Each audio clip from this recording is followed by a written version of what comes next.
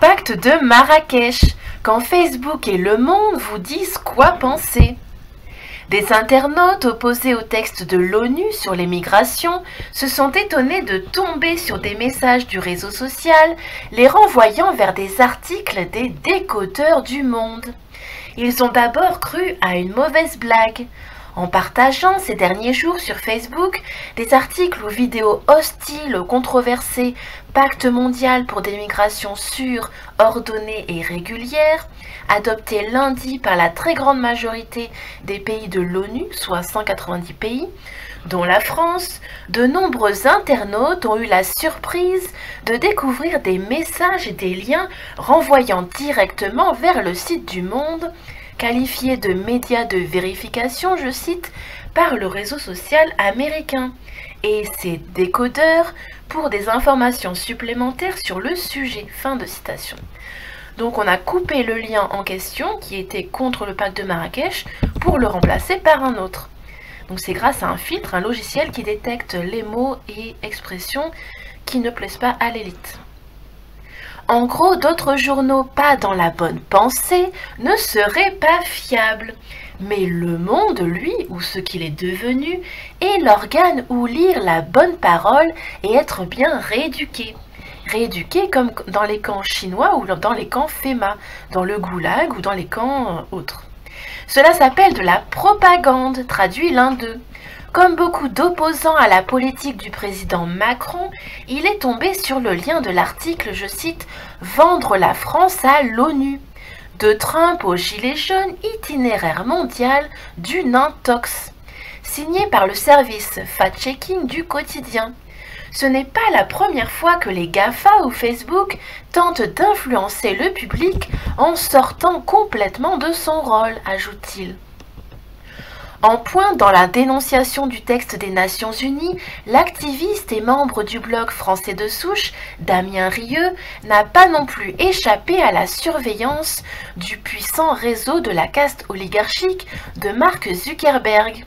En partageant sa vidéo contre le dangereux pacte de Marrakech pro-migrants, c'est le titre, un message automatique, par filtre, indique ainsi, je cite, « Avant de partager ce contenu, sachez que les décodeurs du Monde a des informations supplémentaires sur le sujet.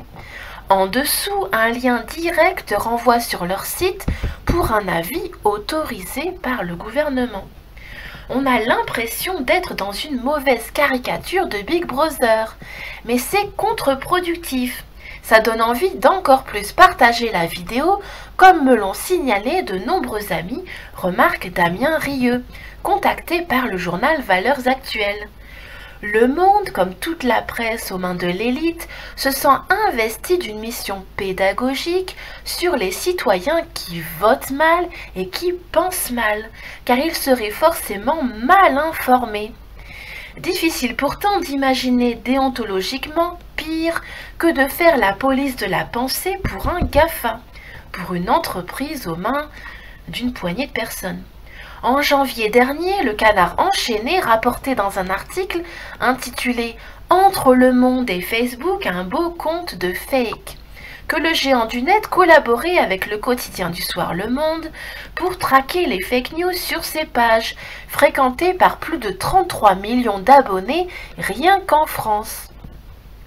Julien Codorniou, vice-président de Facebook en France, chargé des partenariats, qui vit à Londres, est membre également du conseil de surveillance du Monde, précisait le Palmipède.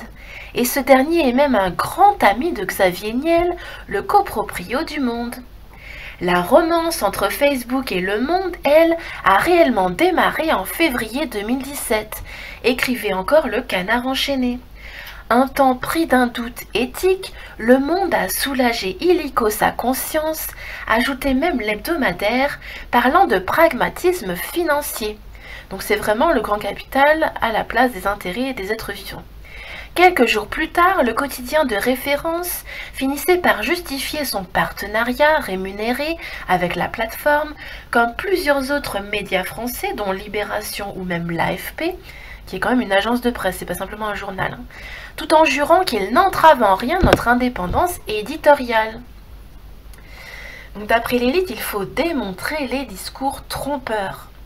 Depuis, les décodeurs du monde se sont employés à mettre l'information en forme et la remettre dans son contexte, selon des critères aussi obscurs que subjectifs, y compris sur le pacte sur les migrations de l'ONU, devenu la base d'une théorie conspirationniste, je cite, dans le mouvement de protestation français des Gilets jaunes.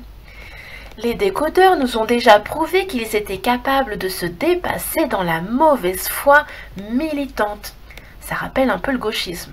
C'est quasiment devenu un art chez eux. Je suis admiratif, souligne Damien Rieu. Ils noient le poisson, continue-t-il, notamment en utilisant des critiques trop grossières pour disqualifier toutes les autres. Poursuit l'activiste identitaire. Alors est-ce que grossier dans le sens trop énorme, trop grotesque. Il ne laisse pas de place pour un point de vue contradictoire, quel qu'il soit, donc on est vraiment dans le mécanisme de perversion narcissique. Par exemple, celui de Sandrine Maljean-Dubois, directrice de recherche en droit international au CNRS, Centre national de recherche scientifique, qui explique que les formulations normatives pourront être utilisées devant les tribunaux pour créer des obligations. C'est soviétique et partisan. Le texte des Nations Unies lui-même appelle d'ailleurs à mettre à disposition de tous les citoyens des informations objectives, claires et fondées sur des données factuelles pour démonter les discours trompeurs qui donnent une image négative des migrants. La boucle est bouclée.